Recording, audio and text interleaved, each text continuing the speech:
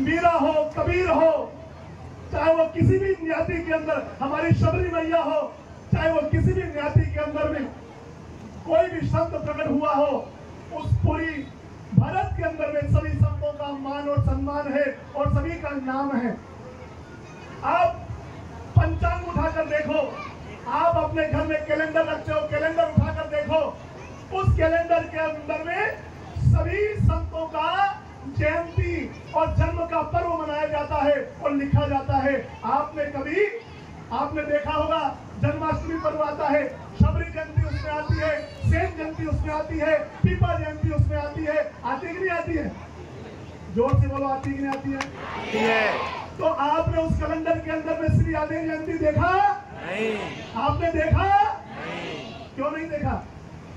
इसका कारण है कि सभी समाज में संतों का मान सम्मान है और सभी का प्रचार है, पर हमारी श्री आदेव माता का पूरे भारत में कोई प्रचार नहीं है। क्योंकि आज बड़े दुख की बात होती है और मेरे मन में बड़ी बड़ी पीड़ा होती है कि सभी संतों के साथ में एक बार हम भारत माता मंदिर, आप हरिद्वार गए होंगे, हरिद्वार में 7 मंजिल का एक बहुत बड़ा मंदिर बना हुआ है, वो मेरा गुरुद्वारा है, उसे भारत माता मंदिर कहते हैं। भारत माता मंदिर में हर खंड के अंदर अलग अलग देवता विराजमान है। 12 ज्योतिर्लिंग का मंदिर, 9 दुर्गा का मंदिर, एक खंड में सतियों का मंदिर, सभी समाज में जितनी सतियां हुई उसका मंदिर, भगवान के जितने अवतार हुए सब अवतारों का मंदिर, राम कृष्ण सबका मंदिर, और एक खंड के अंदर में उन्होंने संत मंदिर बनाया हुआ है। कौन सा मंदिर? संत मंदिर। और इस भारत के अंदर में जितनी भी जातियां हैं, जितनी भी समाज है, उसमें जितने भी संत हुए, सभी की मूर्तियां उस मंदिर के अंदर में लगी हुई है। और वो भारत का पहला मंदिर है, भारत माता मंदिर। पूरे भारत के लोग वहाँ हरिद्वार जाते हैं स्नान करने, तो उस मंदिर के दर्शन करने के लिए जरूर जाते हैं। पर विडंबना की बात यह है, बड़े दुख की बात यह है कि वहाँ सभी संतों का मान सम्मान देखा, पर वहाँ श्री आदेव माता और संत गोराजी महाराज की कोई मूर्ति वहाँ हमने नहीं देखी। मैंने उनसे प्रार्थना करी, निवेदन किया कि महाराज जी, आपने सभी संतों को और सभी समाज में जितनी जातियां हैं उन सभी समाज को आपने सम्मान दिया, तो क्या प्रजापति आपको दिखा नहीं? क्या प्रजापति का सम्मान नहीं होना चाहिए था? इस पूरे भारतवर्ष में जितना प्रजापति ने दिया है, इतना किसी समाज ने, अगर प्रजापति नहीं होता तो इस भारत के अंदर दिवाली, अगर प्रजापति नहीं होता तो मटके कहां से होते और खाना कहां से होता? पहले के लोग, हम पुराने समय में जाएं, इतिहास को पढ़ करके देखें, पहले के लोग खाना भी नहीं जानते थे, जानवर की तरह खाते थे। हम ब्रह्मा की संतान हैं, ब्रह्मा के एक अंग से पुरुष और एक अंग से स्त्री पैदा हुई थी और उसी से हमारा कुल प्रारंभ हुआ है। हम कोई छोटे बड़े नहीं है। हम जब से धरती की स्थापना हुई, धरती की स्थापना हुई, तब से प्रजापति जाति प्रकट हो रही है। और धरती का सबसे पहला अगर कोई वैज्ञानिक है तो वो प्रजापति है, कोई दूसरा नहीं है।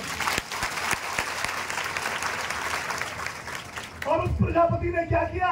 पहले के लोग जानवर की तरह खाते थे, जिनको खाना भी नहीं आता था और पानी पीना भी नहीं आता था। जैसे जानवर पीता है ना मुंह लगा करके, ऐसा पानी पीते थे। और खाते कैसे थे? अपने दोनों हाथों से उठा उठा करके खाते थे, कच्चा खाते थे, पकाकर भी नहीं खाते थे।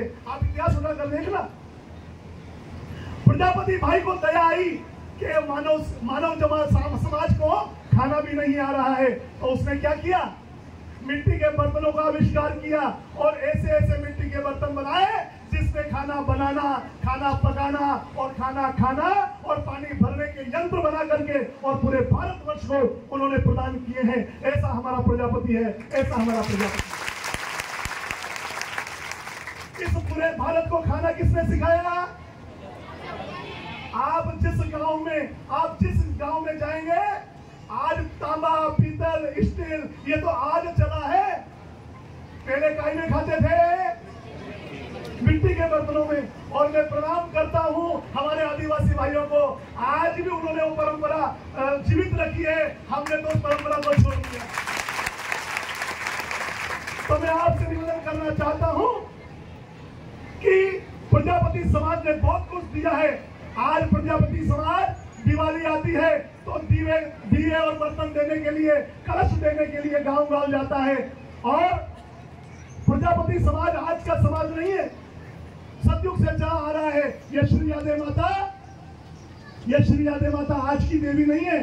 सतयुग के प्रथम चरण में, जनाब देखिए, सतयुग के प्रथम चरण में जब माँ भगवती जगदम्बा श्री यादे माता एक हिरण्यकश्यप आदत ही प्रकट हुआ था और वो हिरण्यकश्यप का वध करने के लिए परमपिता परमात्मा ने किसको चुना?